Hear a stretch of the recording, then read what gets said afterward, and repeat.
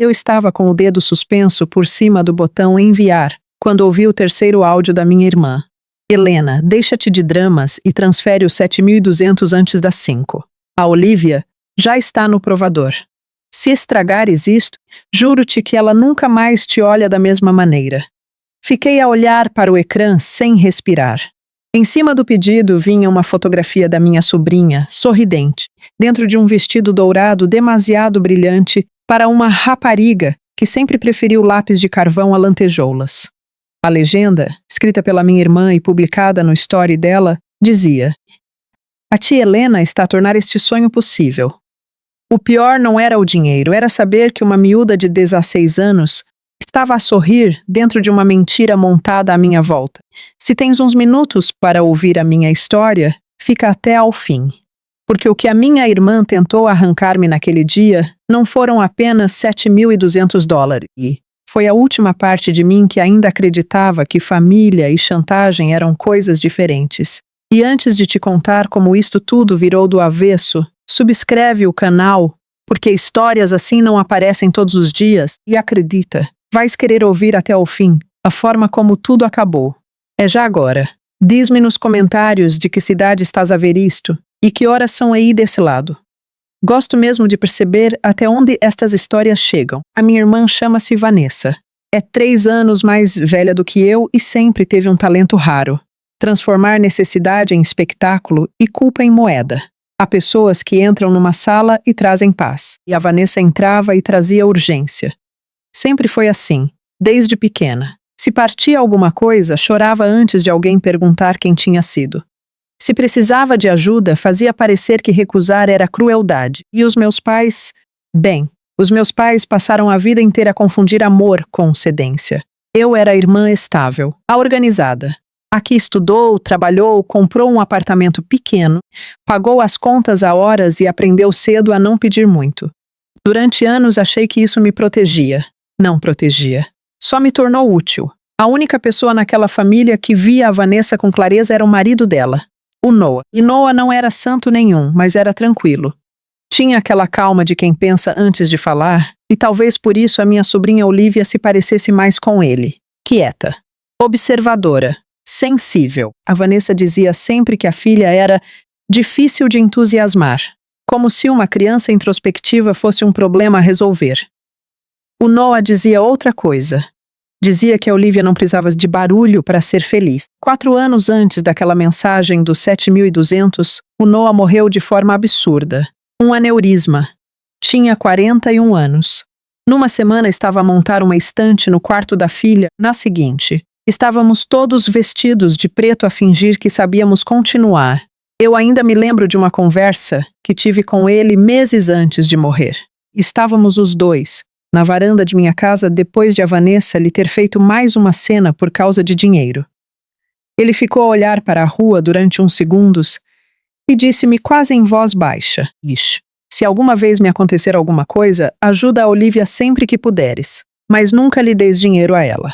Compra livros, paga aulas, leva a miúda onde for preciso, mas nunca lhe des dinheiro." Na altura achei a frase dura. Depois percebi que era um aviso. O Noah deixou uma apólice de seguro de vida e uma conta protegida para o futuro da Olivia. Universidade, cursos, despesas reais dela. Nada extravagante, mas suficiente para lhe dar uma saída. E fez uma coisa que a Vanessa nunca me perdoou. Nomeou-me corresponsável por qualquer levantamento fora do habitual. Não porque eu fosse especial, mas porque ele sabia exatamente quem ela era quando ninguém estava a ver. Durante anos tentei manter a paz. Se a Olivia precisava de material de desenho, eu comprava. Se precisava de ir a uma visita de estudo, eu pagava diretamente à escola. Se a Vanessa dizia que a máquina de lavar tinha variado e que não tinha dinheiro, eu ligava ao técnico. Nunca entregava dinheiro na mão. Isso irritava. Mas ela engolia, porque no fundo ainda precisava de mim, até a Sweet 16. A Vanessa começou a falar da festa quase um ano antes. Primeiro era uma coisinha bonita. Depois passou para um evento à altura da minha filha. Mais tarde tornou-se um salão, um DJ privado, um carro vintage, uma escadaria floral, 2 vestidos, uma mesa de sobremesas instagramável, e uma equipa para gravar conteúdo vertical para redes sociais. Como se a adolescência da filha fosse uma campanha de marketing. Sempre que ela falava da festa, a Olivia ficava estranhamente calada. Uma noite, quando fui deixá-la à casa depois de uma aula de desenho, perguntei-lhe se estava entusiasmada. Ela encolheu os ombros e disse: "A mãe está." Naquele momento devia ter percebido tudo. Mas às vezes nós não ignoramos os sinais por estupidez. Ignoramos-los porque ainda estamos cansados de ter razão. Depois veio a terça-feira, 8h14 da manhã. Abri a mensagem da Vanessa à espera de mais um mood board ridículo do Pinterest. Em vez disso, encontrei uma lista detalhada de custos.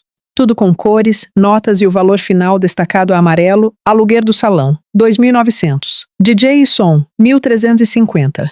Vestido principal, 1.800. Segundo vestido, 950. Conteúdos e fotógrafo, em 100. Decoração final e staff, 1.100. Total em falta, 7.200. Por baixo, a mensagem: "Mãe e pai já ajudaram.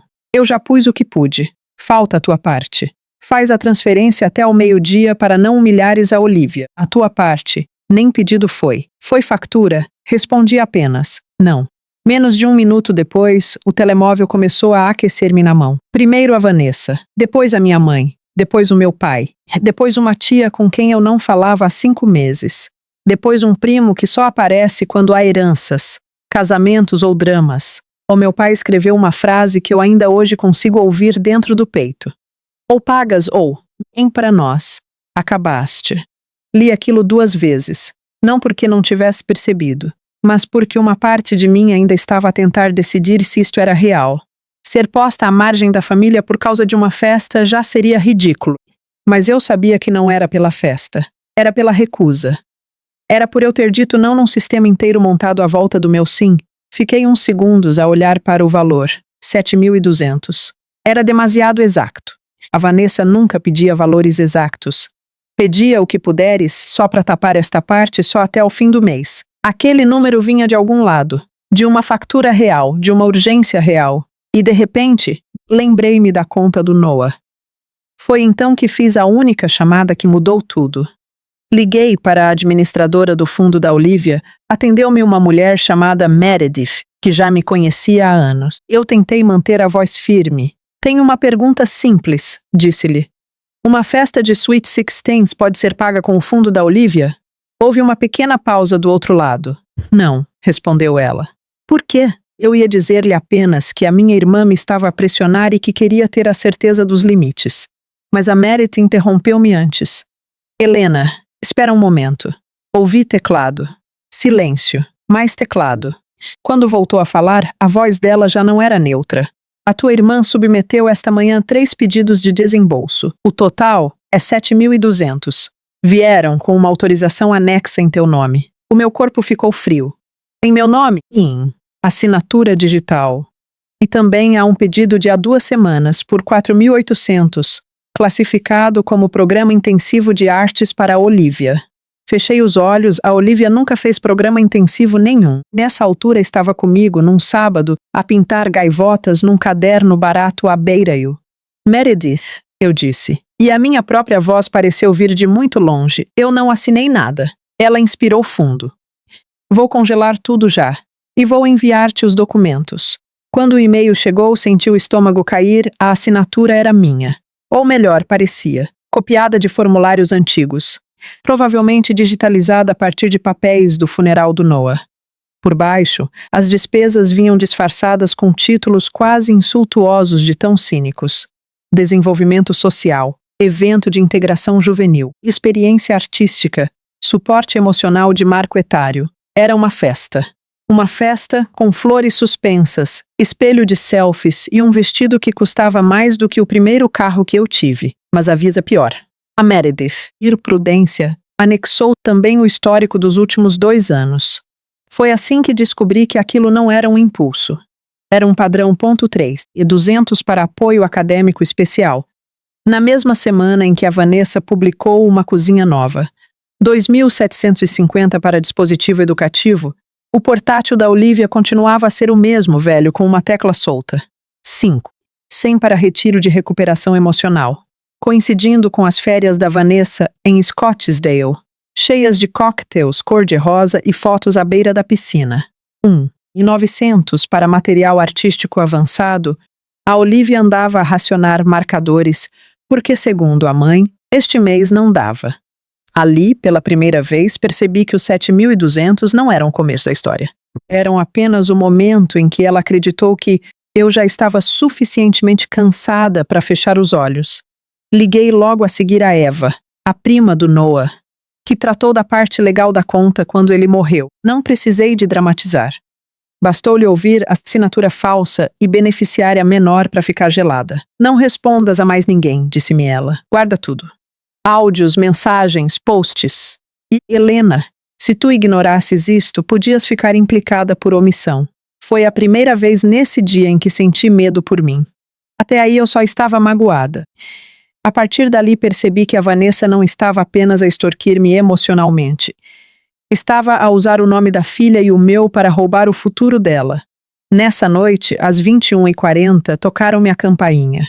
Quando abri a porta, a Olivia estava ali. Sem vestido, sem maquilhagem, só de hoodie cinzento, olhos inchados e um saco de pano ao ombro. Posso entrar? Nem respondi. Só me afastei. Ela sentou-se no sofá, apertando as mãos uma contra a outra. Durante quase 1 minuto não falou. Depois disse a frase que me desfez. A mãe disse que tu me odeias por eu sair cara. Eu senti qualquer coisa partir-se dentro de mim. Devagar, limpa, sem barulho. Ajoelhei-me em frente dela. Olivia, olha para mim. Tu nunca foste um peso. Nunca. Ela mordeu o lábio. Ela gritou tanto. Disse que eu estraguei tudo por ter publicado a foto. Eu não sabia que não eras tu que ias pagar. Ela disse que era a tua prenda. Disse que queria surpreender-me. Eu engoli em seco. O que é que tu querias, de verdade? E a Olivia olhou para o chão e soltou uma daquelas respostas pequenas que fazem mais estrago do que um grito. Eu queria jantar com 4 amigas, ir ao aquário e usar o colar da minha avó. Só isso, só isso. Enquanto a mãe dela montava um palco inteiro para impressionar pessoas que mal sabiam a idade da rapariga, a Olivia queria tubarões, amigas e o colar da avó. Depois disse outra coisa. Posso perguntar-te uma cena sem tu contares à mãe? Assente. A conta que o pai deixou para mim, ela já usou, não já? Fiquei imóvel. Porque quando eu tinha 14 anos, continuou ela disse que não podia pagar o acampamento de arte porque o dinheiro estava preso. Mas, nessa mesma semana, apareceu com o carro novo.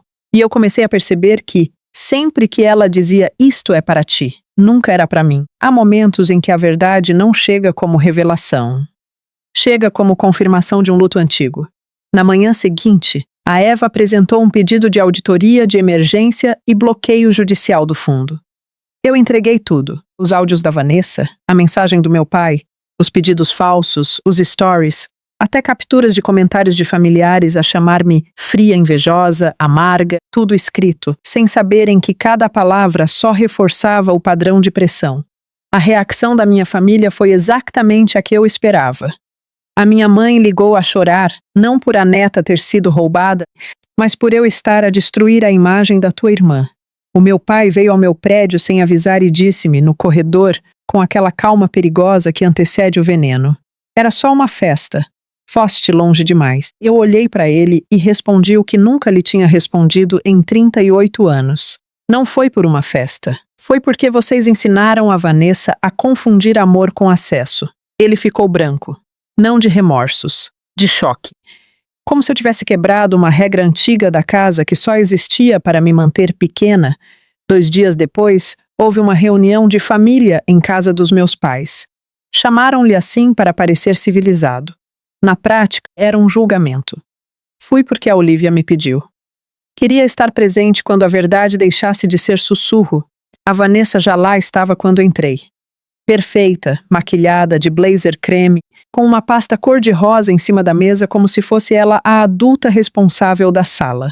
Mal me viu, sorriu daquele jeito que sempre me dava arrepios. Espero que tenhas vindo com juízo. Eu sentei-me, pousei a minha pasta ao lado e disse apenas, vim com documentos.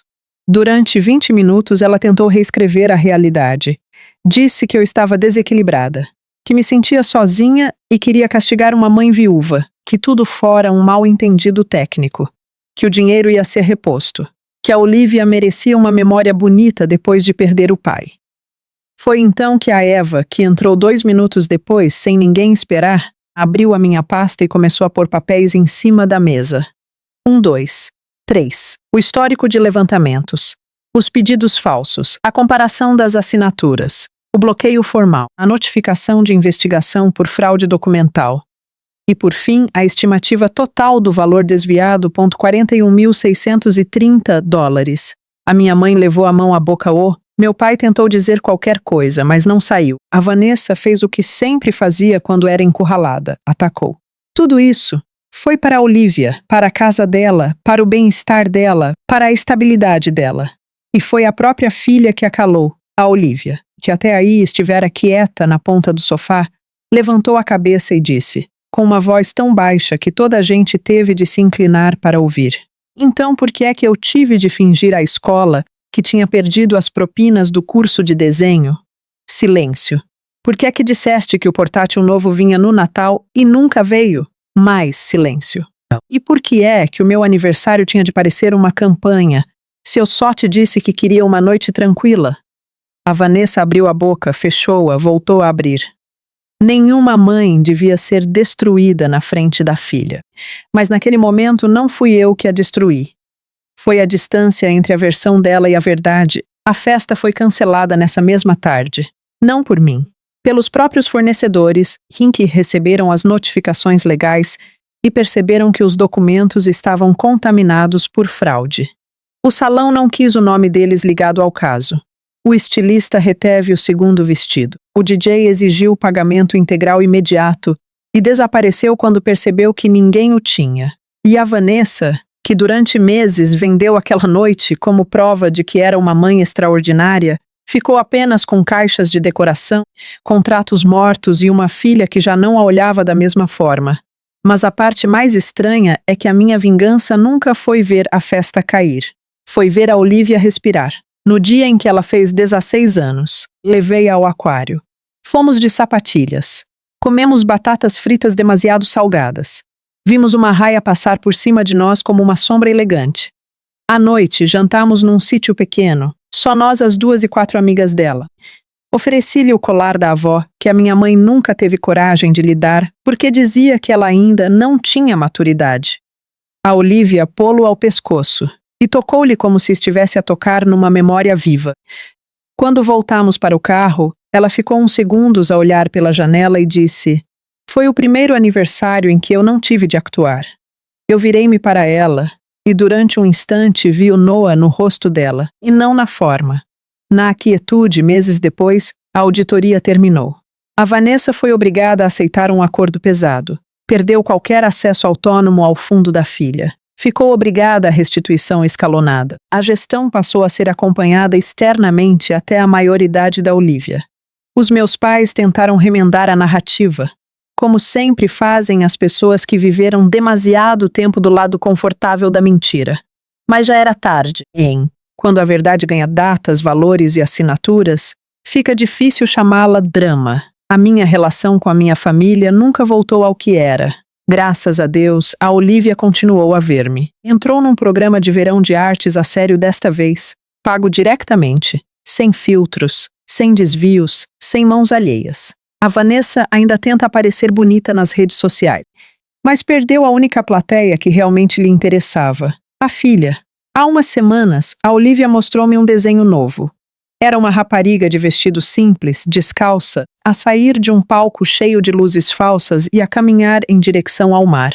Perguntei-lhe o que significava. Ela sorriu e respondeu: "É sobre perceber que sair de cena também pode ser uma forma de te salvares." E foi aí que eu percebi tudo. A minha irmã pensou que eu era cruel por não transferir $7.200, mas eu não lhe recusei uma festa. Recusei-me a financiar a mentira que estava a engolir a filha dela por dentro. Às vezes, amor não é o dinheiro que entregas para manter a paz. É a chamada que fazes para impedir que outra pessoa seja vendida como decoração da própria vida. Se estivesses no meu lugar, tinhas congelado tudo na mesma ou deixavas a festa acontecer pela Olivia? Diz-me nos comentários. Quero mesmo saber o que tu terias feito.